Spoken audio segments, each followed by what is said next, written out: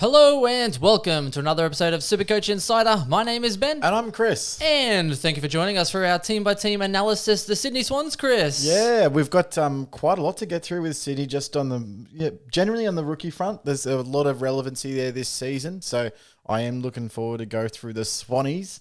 And what you been up to since we last recorded yesterday?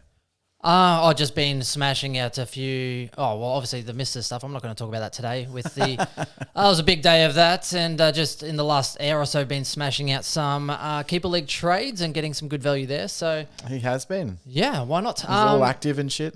Before we go any further, though, Chris, let's hit these socials. Let's go Supercoach Insider. So it's SC Insider 100. You can find us on Facebook, Twitter, all of the major audio platforms as well. So Spotify, SoundCloud, Stitch. Is it Stitcher?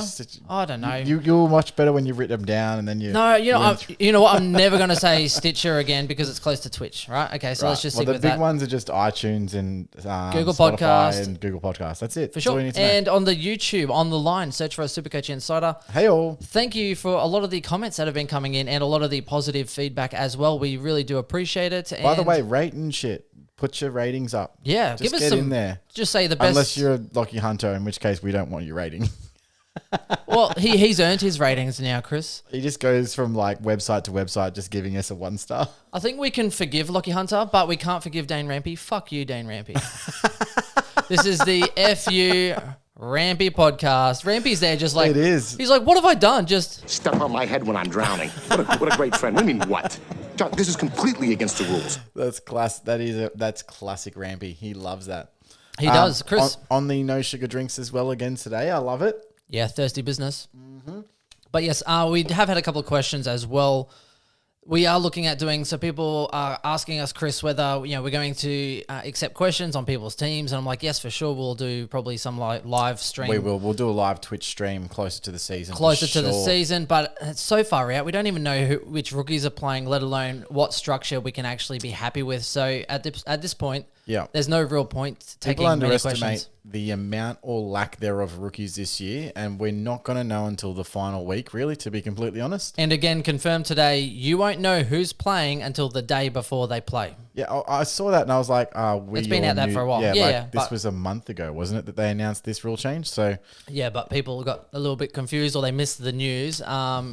Even more so scary this year based on... I feel like too many people have been getting on the beers. They've been getting on the beers. And Andrews. Shout out to anyone who probably by the time this comes out, they would have finished the lockdown, I imagine. But shout out to all the Victoria folks as well, doing it tough again. Just hang in there. Yeah, it's shit. It's bloody shit. Yeah, we went through a little a 3 or 4 day one, and it seems like the new system is anything at all that comes up, lock down everything for 3-4 days. You better lock it up. No, you lock it up. That's Dan Andrews. And then everyone's there just so bored. Wait a minute. I thought we were stuck in the blender. Now we're saving lives? Yeah, we are. What? Going delirious, saving lives. Loving it. All right, well, let's get into the rookies then, I suppose. And we'll go. They did have some really high picks.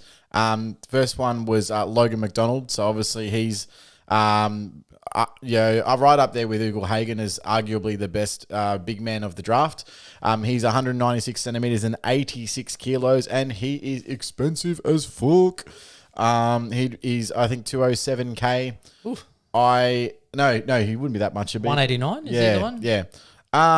Look, there's good news and bad news about Logan Mcdonald, and let's go with the good news. The good news is, with Franklin never ever fit, there's a likely chance he probably plays round 1. However, Horse has already come out and said we can't expect him to sort of carry that load the entire season. So there's no way he's going to be playing all the time, but I think it's highly likely that he does play round 1. However, there was an article today, was it today or yesterday, that came out, and someone was talking about the fact that Franklin actually might be right for round 1. So who knows where that puts Logan Mcdonald in terms of the scheme of things. But as of right now, I'm saying that he is playing round 1. Now, key forwards and high cost and low draft picks very rarely work. They can work, but it's very, very rare, right? Yeah, if they have a good Supercoach position. So you might find some defenders, if they get a good role, they can score well, or midfielders that actually get a lot of time in the midfield can do really well as well. Yep. I mean, look, what we do know about Logan McDonald, he's a very good goal kicker in terms of goal kicking accuracy. He's got high endurance, so he obviously can run all day. Very, very good marking, and in terms of his strength in one-on-one marking. And partially because of his size, obviously at junior level, he was just dominating. But he's by foot, ball use by foot is also really, really good. So definitely one, he's going to be if he doesn't get injured, he'll be a 200 game player. I can see that a mile away, and most people can. Yeah, he was 193, Chris. I was thinking of Braden Campbell at 189. Oh, yes. Well, segue. That is a good segue, actually, because the one, if you're going to spend money on a forward in Supercoach that plays for Sydney Swans, should be Braden Campbell. And he was taking the next pick. Now, Braden Campbell and Errol Golden, both of them were academy picks. So they didn't obviously have pick 5, but he was bid on by the Hawks and they had to jump on him. He was rumoured to go top 10 regardless, but he's an absolute jet. This kid is a jet. Every time anyone talks about Braden Campbell, they literally can't stop harping on about his skills by foot. He's apparently just the most accurate kick, definitely in this draft and potentially for the last couple of drafts in terms of his kicking ability. So write that down. Write that down, definitely. He's 189k, but he's listed as a forward, and Horse has come out again and said it's likely that he actually starts behind the ball, which is much better for Supercoach. Is he available for round 1? I think there's a spot there. I think he can play round 1. It's going to be questionable, and it might be one that you just have to get the cash for him. Yeah, I do agree. Well, you're looking at, was it Gray from Port Adelaide who came across? You're looking at Louis Taylor, Squizzy Taylor. They're guys that could easily be pushed out at 22, and they were kind of already fringed anyway. So I think there is definitely some roles that are available in that side. Yeah, the question marks are going to be, so there's, because obviously he's starting behind the ball, he's even been touted as a kick-out taker, which isn't going to, I don't know how that's going to go with Jakey Lloyd back there. But it would be nice to take a little bit of pressure off Lloyd for Sydney, not for us super coaches, where you've got another elite user behind the ball. So just a little bit more about him. He's 181 centimeters and 75 kilos. So yeah, definitely that's small. He's got a doing. I never know what she's doing. I never know what he's doing. But realistically, he's also he can play wing. Even though he's only 181, because of his elite ball use inside 50, a lot of the time they want him kicking that ball as that designated kicker.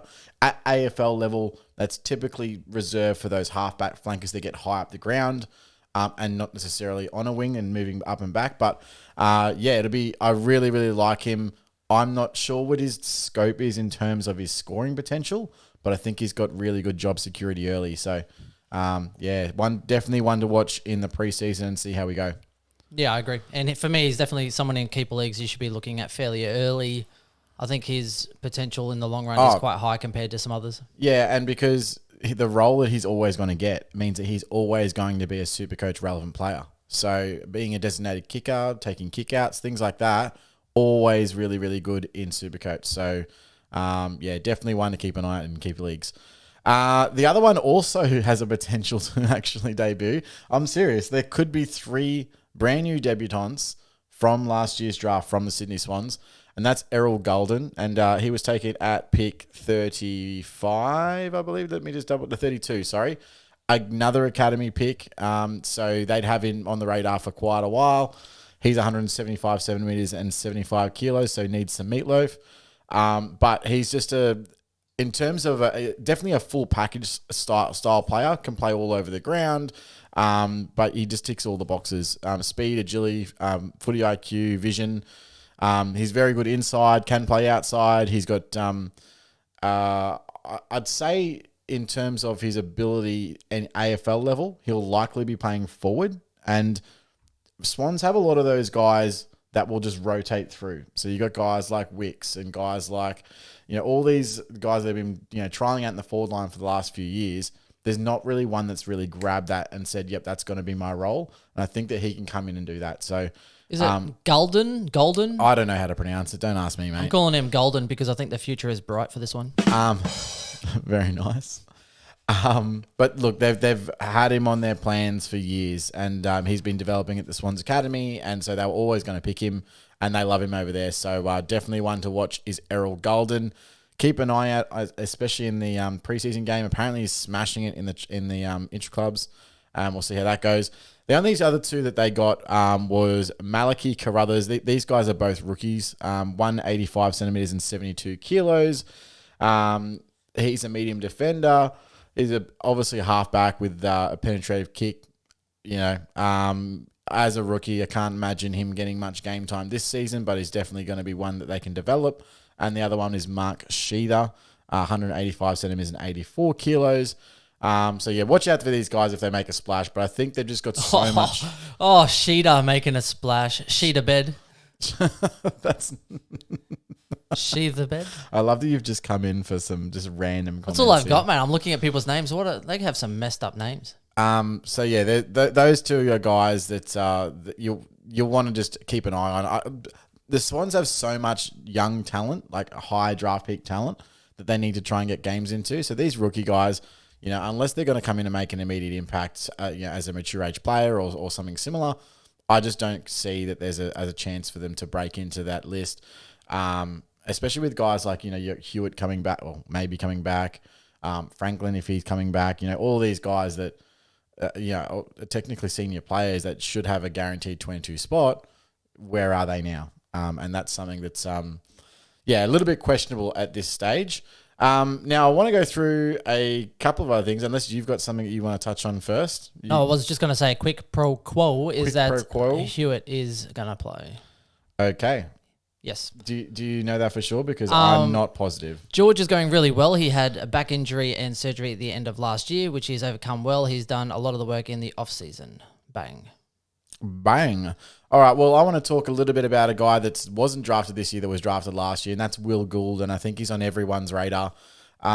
There's everything that's awesome about what you want to hear, and then it sort of drops off a little bit. So, again, a press conference came out talking about Will Gould and saying that how they want to play him is as an intercepting defender. Tick. He's obviously that big-bodied guy, and he was huge even when he first got drafted.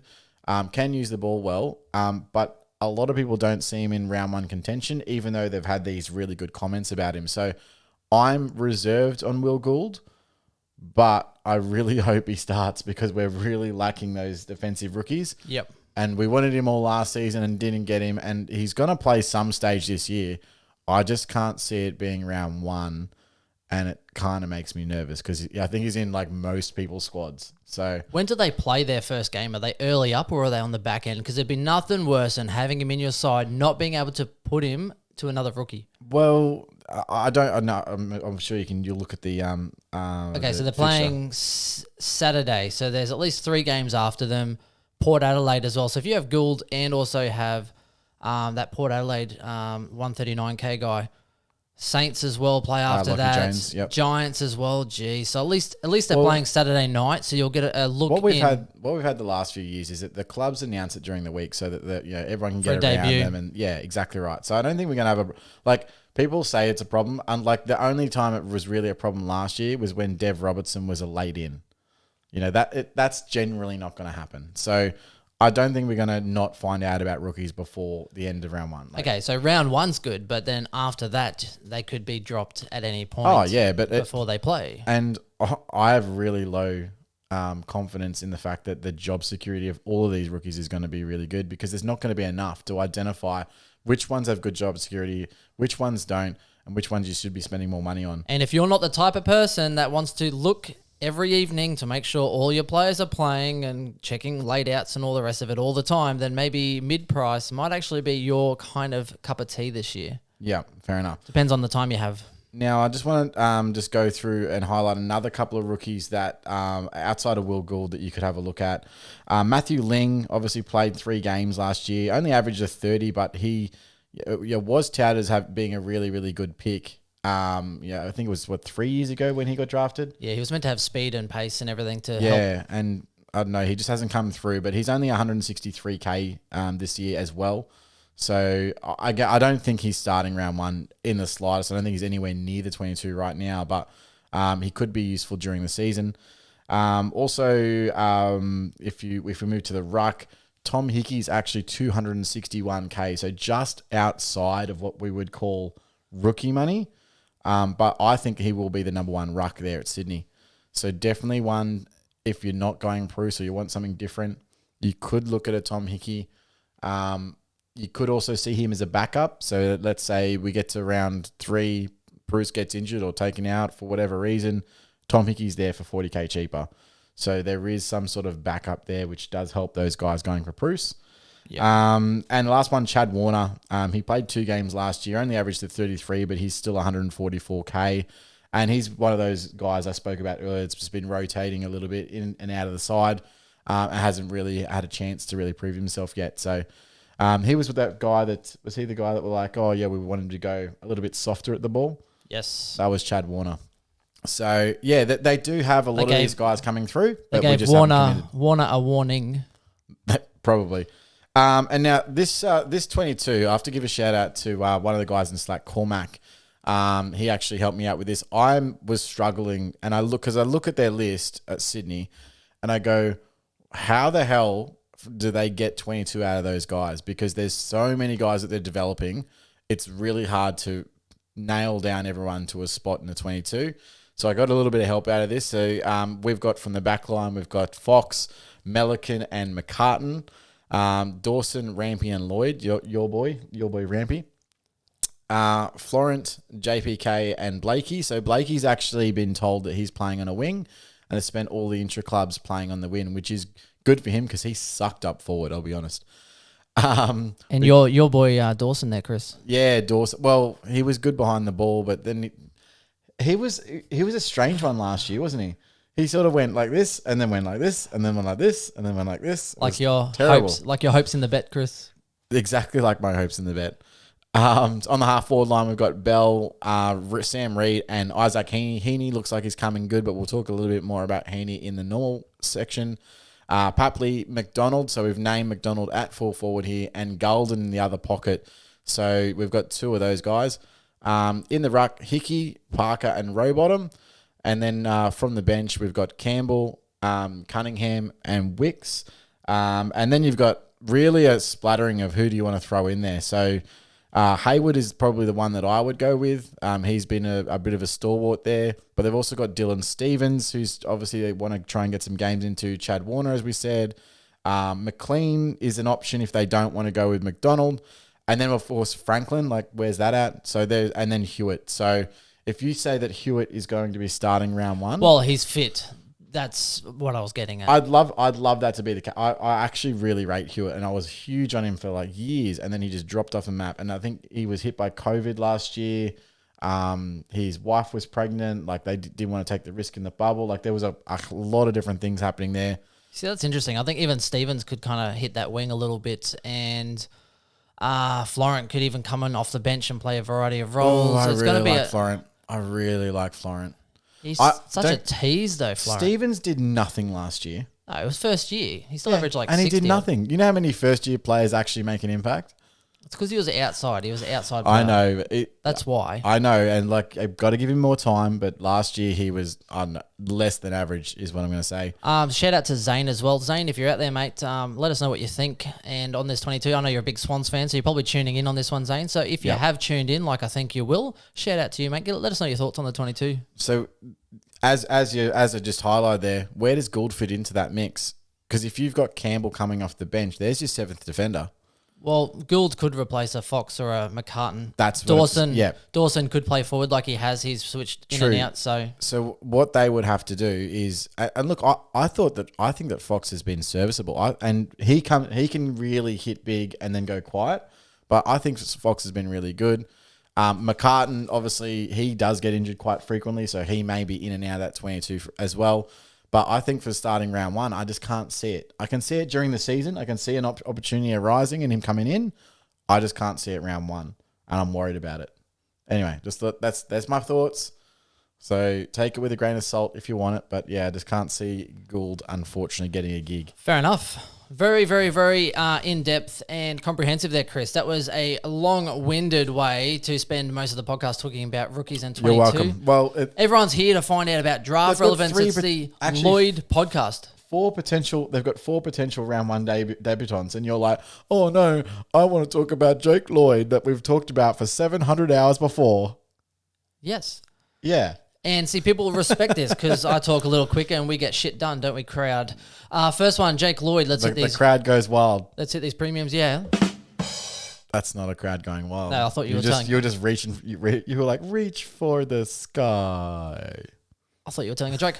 Okay, so Jake Lloyd, first off the premium, 656K defender. He is extremely expensive, which is why a lot of people are looking at the cheaper options. Now, it's easy when you think 656K, I can save myself close to 100,000. I can get Laird in my side. And it is kind of a nice serviceable option that people are taking. They're banking that 100K. Now, this is the warning. I did a bit of digging yesterday. So he averaged 122.2 last year. Everyone's like, oh yeah, but the inflated scoring, and which is true. It is true, and I was one of those people. But then you start to have a look at the back end of his 2018, the start of his 2019. Over a 27 game period, he actually averaged 120. So it's definitely within his scope. It's not unrealistic that he can run a game. We're talking 27 games. That's a season and a quarter at 120 average prior to 2020. So I still think that there's quite a bit of value there. Now, when we look at his last 54 games, so we're going back a little while now. So it's from, where are we looking at? So I think the first part of 2018, I think it was. So the last 54 games from that point, so his last 54 games, he's had 9 scores under 100. Right, so that means that he has, and only twice he's gone under 83 and only once under 77 in his last 54 games. Yeah. 45 of those are tons. Yeah. I mean, I think everybody knows how good Jake Lloyd is. What people are trying to justify is, can I start without him? And every time someone starts without Jake Lloyd, not only does a fairy lose its wings, it does, you literally spend the entire season trying to get him, and you can't. Because he's so consistent, he doesn't drop in price. Yeah, like he might be $5.90 at best.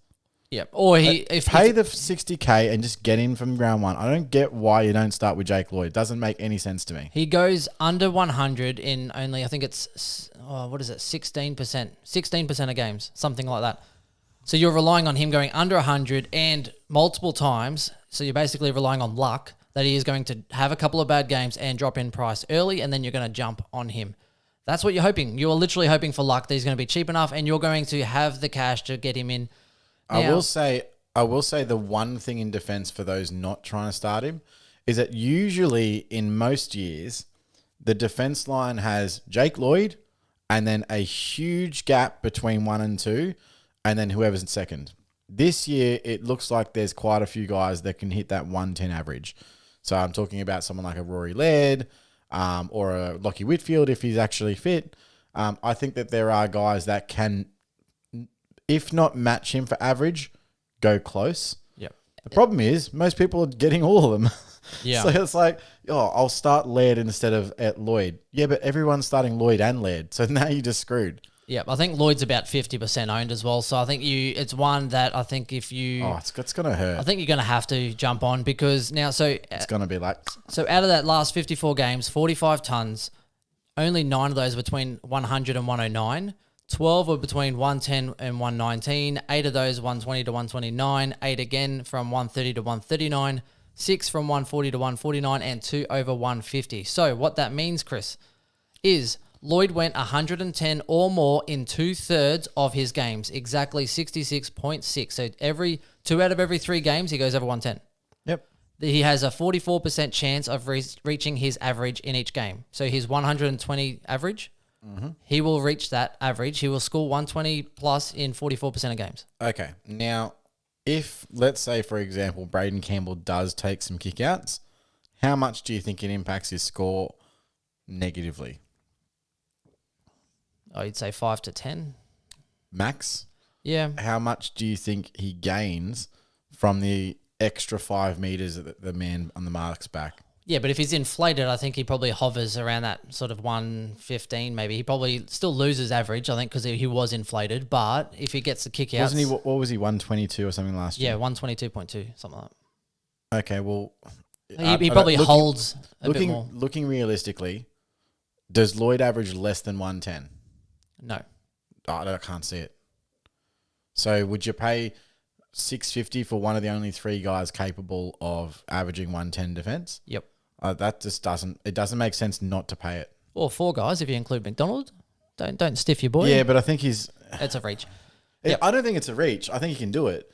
But again, I think most people will start with someone at 500K that can average you 110. So you're paying for consistency. He goes over 100 in 83.4% of those games. You're paying for a lock. Yep. It's not a question mark.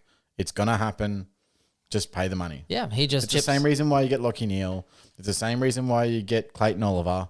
Like these guys that are consistent, they don't miss games and they score points. You just got to get them. Simple. Done. Simples. Next one, Luke Parker, 571K. He's kind of that next tier. So realistically, probably a little too much for anything like that. I think you need to go for the other premiums and spend that extra 40K for even a titch. Realistically, Chris. I completely agree with you. Too expensive I there. think he's in that bracket of there's a chance he can go 110. There's also a chance he can go 98. So why spend the money? Yep, we'll touch on him in a second anyway. Callum Mills, some people are thinking about 544K. He's a defender only. Coach said he'll be playing more mid-time in 2021. He also did a couple of run-with roles, though, in 2020. He ran with Bontempelli and Gray. He averaged 103 in the last 5 rounds. He had 800s, including a 119 and a 173, but he is 24 years old, so he has a lot of scope to improve. I mean, here's the thing with Callum Mills. Do I think he's going to be playing majority midfield this year instead of defense? I do. I absolutely do believe that that's a thing. He's 540K now, so he's now not value. Nope. At that price, for 20K more, I can get Lloyd for a guaranteed, 105 plus? Laird for a 1. Like, why would I go to Mills on a risk? Like, it's a risk to go to Mills to do that. And he might be, what are we saying, 110, like, cap, ceiling? Yeah, if anything, he's probably more like a 105 kind of guy or 100. He seems that way. We don't know. No. So why do it? It's a year where you've got 3 guys that are like dead set ahead of the pack in defense. They're all around that price outside of Lloyd. I just don't think you take the chance on a Mills to maybe get you a 110. Yep, I agree. Next one, another spoken about gentleman, Isaac Heaney, 454K. Really, really, really good price point. He averaged 94 from 6 games only, which is why you get the discount. He was still coming back from the surgery on his ankle, so this is at the start of the year. So he was working up, doing some running, working well with trying to work up the agility and the speed. And he was on a similar trajectory to Lance Franklin, except he actually Lance Franklin had a setback. Correct. Yep. Franklin had a setback, so Heaney didn't really stumble on that. He did play a little bit of the match simulation. He did, and he looked clean good. though. He did look good, but looked good. Early days, right? Don't get too excited, but early days, and he is someone who could be a top 6 to top 10 forward. I think he's already like 14th highest average anyway. Until he gets consistent midfield time, yep, he's going to hover around that top 6 to top 10 forward, and that's fine. And I think that could be until, Logan McDonald comes in and he takes a bit more of that forward. Maybe you look at JPK once he gets too old and he's out. I think Heaney then takes that step up and him and Parker are the main ones in there with Mills. Well, 90% of the reason why he's played so much forward the last few years is because Franklin hasn't played. Yep. And it's every time Franklin comes back, he pushes more into the midfield. Franklin, Reed. Absolutely. Those guys are completely unreliable. He's had to be the number 1 target down there. Now, do what I think is a good pick without being a great pick. I don't think he's a must-have because I don't think he's going to average much more than, I'd say, 100 flat would be his ceiling right now. So, and enjoy his the floor's ride. probably like 92. Enjoy the ride though. Yeah, he goes big up games and and small games. Enjoy the ride. he loves that. And or getting injured and off the ground for a quarter and a half just because he rolled his ankle or something stupid. He loves that. Hey, come on, he looks good. Don't mock the man. He does look good when he does as he's rolling his ankle towards the ground. He looks great. He's like, can someone perhaps hand me a Band-Aid or some antiseptic cream? I am very badly burnt. I'm very badly burned. My leg is broken. When a problem comes along, you must zip it. Zip it good. So Heaney there. Now, as he's falling to the ground, his hair's just like waving.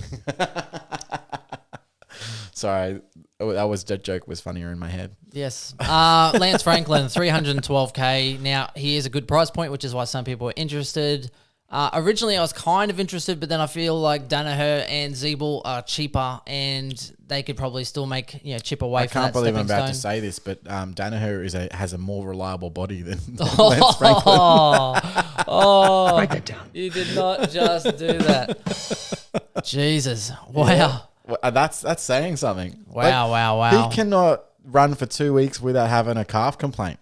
Like, he must be the most expensive regular at the hospital I've ever seen.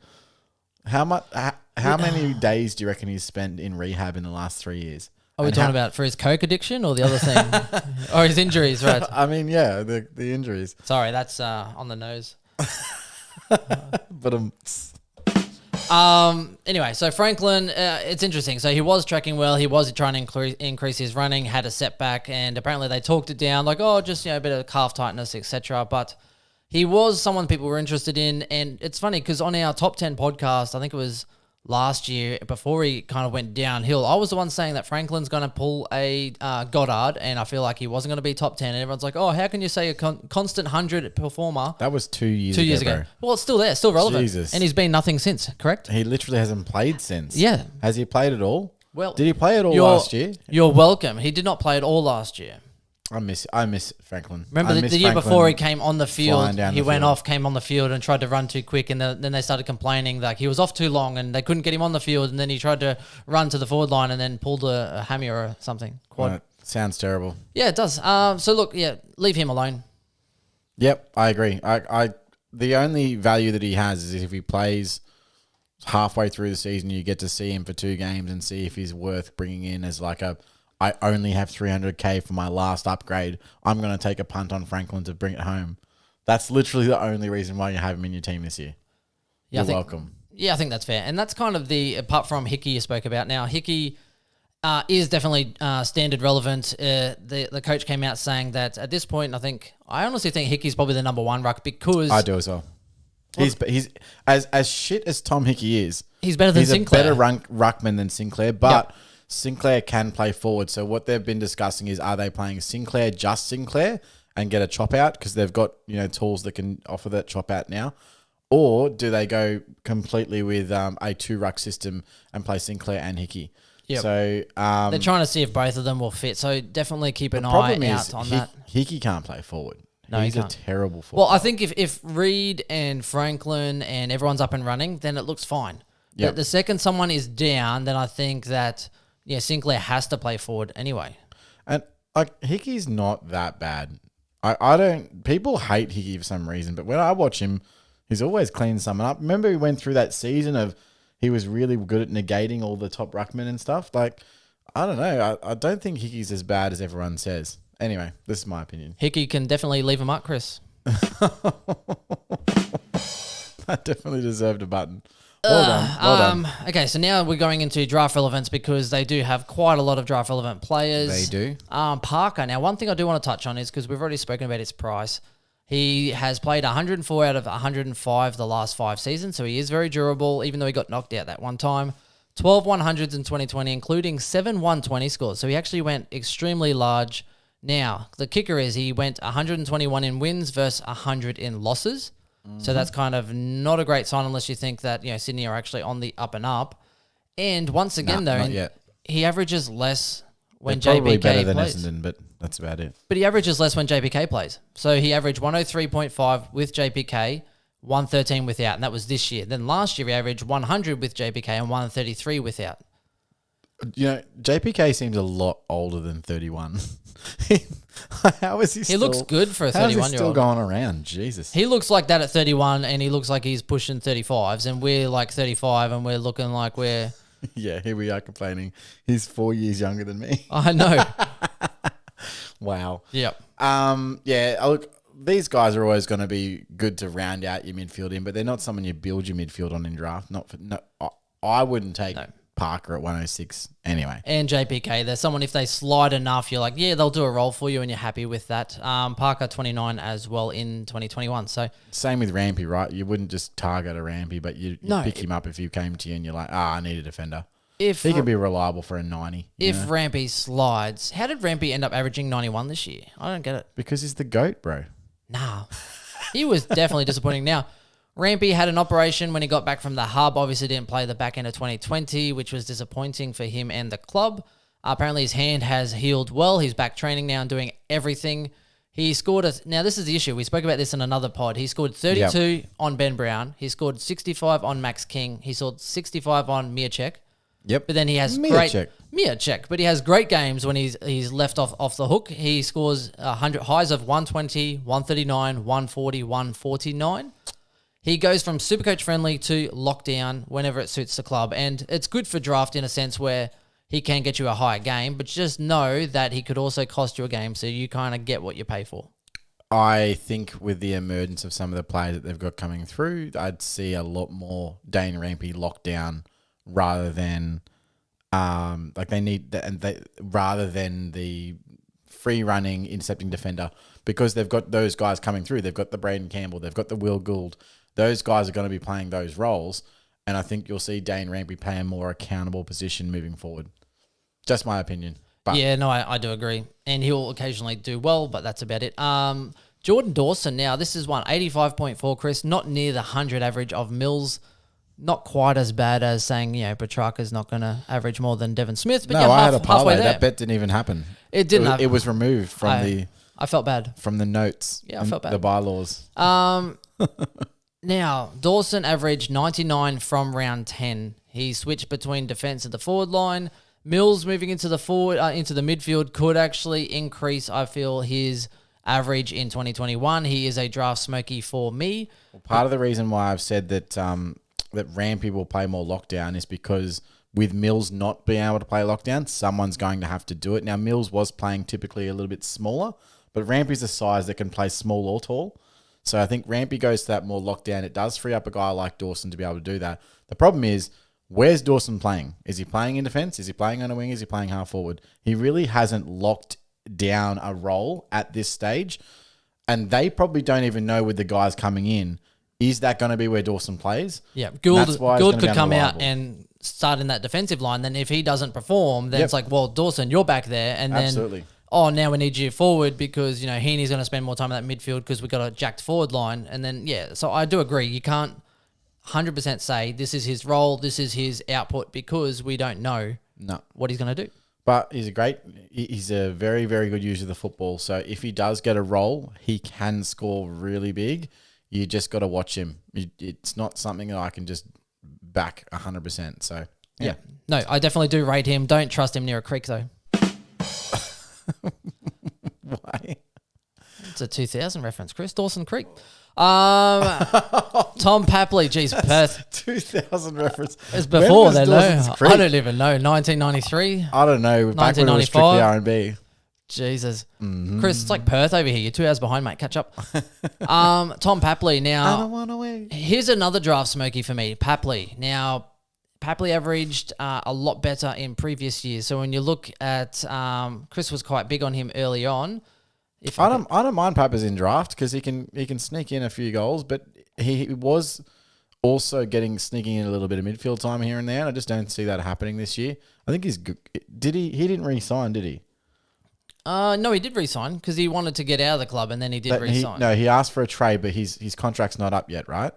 Oh, something like that. Yeah, I think that his contract was extended, and then he couldn't get a trade because it was too deep or something. And then he decided to not ask for a trade. That's what he did. So is he gone next year or? No, he didn't ask for a trade last year, so I guess we'll wait and see. The old wait and see. So, I don't know, it's a little draft smoky. So Papley had a little bit of knee surgery in the off-season, a bit of cleaning up around there, had a delayed start, but he was back running in the start of this year. He's someone who averaged a lot less, I think, with all these other forwards out of the team. I think Papley, he started off on fire. He started off really well. However, the competition kind of caught him a little bit after that point, and he was the only focal point down there. Yeah, and as a small forward that can move into the midfield, he's going to score well. As the only forward kicking goals, that's not a good thing. No. So he averaged 92 the first 8 rounds and then 69 the last 9. And once he was the only one to be the focal point. So I think when you have a key forward and a few other people around there and Heaney, he's going to be able to just run around and do what he likes, and he could be a nice little option for you. Yeah, I agree. That's pretty much... I'll touch a little bit on Nick Blakey, mainly because Cormac loves Nick Blakey. So he's obviously moved to a wing. He was picked up as a midfielder in their draft. The biggest problem I find with Nick Blakey is he's not like I've never seen him accumulate the ball. So even though he's gonna be getting this role on the wing, is he gonna be able to get enough ball? Because what we do know about wingers is that because they're so uncontested, they need high possession numbers to average well. Now he's a forward, and I think he's about 310k. So there's a chance that some people are taking him as a mid-pricer. I, for one, am a big no on the Nick Blakey front. I can't see it, and I'm happy fading that and being like, well, I got that one wrong. Yep. Not only that, people are trying to, and I think he does have talent, but people are trying people are trying to offload him in keeper leagues as well, which is kind of smart because next year you're going to get a guy who's a mid only averaging you 80 flat. Yeah. Not as desirable. So now you need to look at even, I spoke about this today with some guys like Harms. I'm interested in Harms this year in a keeper league. I love Harms. But he's a 1 year special because next year he'll average you, he'll be a 95 averaging midfielder and he's no good to me. Then you're literally just going to ship him off to the waiver wire. Yeah, so he's a good one to get rid of now. Same thing as you're looking at Blakey.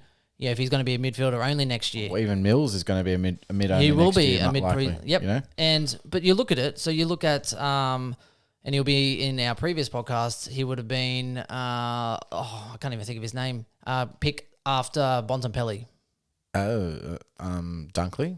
What? No. Pick after Bontempelli? Yeah, the actual year. Oh, mate, you're really throwing out a fucking random. It's not even random. How the hell am I supposed to remember who was picked after easiest- Bontempelli? One of the Billings. There you go. I didn't even have to get to the spreadsheet. I was just too Jesus. late. How do you not even know these things? I mean, cool. Give me a list of like that draft year, mate. They're all the same. Same. Same. Wow. Same. You're meant to be there to support me, Chris. I'm supporting you, but I don't know. Jack Billings is so forgettable these days. That's fair. That is fair. Okay, so final note. So Billings, great as a forward, but he's averaging you, 96 as a midfielder. It's not going to cut it. No. These guys, unless they play in that role that's beneficial to Supercoach, like a forward defender, etc., they're just clogging up a spot. And then no one wants them. They lose all trade value. So you're looking at guys who have their role set because you know they're going to stay in defense, they're going to stay in the forward line, they're going to stay in the ruck, etc., and they're worth money that way. I've actually thought about this frequently. This is what I do late at night. I think about Supercoach and how it can be improved. I would love Supercoach to actually add a new position on the wing. So you have midfielders and so you have inside mids and wingers, and they're two separate divisions. It would mean that there's this entire other section of midfielders that would actually be now useful. Because there are players that play exclusively wing, and maybe to get a wing position, you need to have a very high, maybe it's 80% wing time or something like that. I don't know what the answer is, but maybe they get an cool. SC bonus for the amount of kilometers they run. Well, think of the amount of teams Isaac Smith would have been over the years, or Andrew Gaff. How many times has he just averaged a flat 100 playing on a wings? Awesome player, terrible at Supercoach for so many years. I think he had the one good year where he played inside and gone really well. Or Lockie Hunter before he proved us wrong. Damn you, Hunter. Atkins, again, another one. Yeah, so I don't know. I think it's interesting. For me, just keep an eye on that. Yeah. I think it'd be fun. That does wrap us out. There's a lot of other midfielders who they're not really that. Draft, you might as well you can pick them up, I guess. Florent, Clark, Rowbottom, Cunningham. There's so many. They're midfielders though. He played a little bit. Yeah, but they're midfielders. There's so many midfielders that are just kind of I really like Florent. I've been on him for a long time. I've got him in a couple of keeper leagues. He's a jet, but I actually don't mind Rowbottom as well. Third year this year, he had 3 90s and 2 100s, and I think Hewitt's the one for me. If he comes back into that team, where's he at? He'll go under the radar. Hewitt. Yeah, waiver wire special.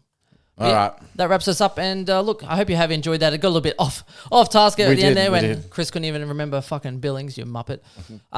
He's forgettable. He is. So look, thank you very much. We're getting close to the rounding out on this part. We have the West Coast and then the Bulldogs to round us up. So we're nearly there. Thanks, guys. That wraps us up. Catch you later, guys. Alrighty, bye. Bye.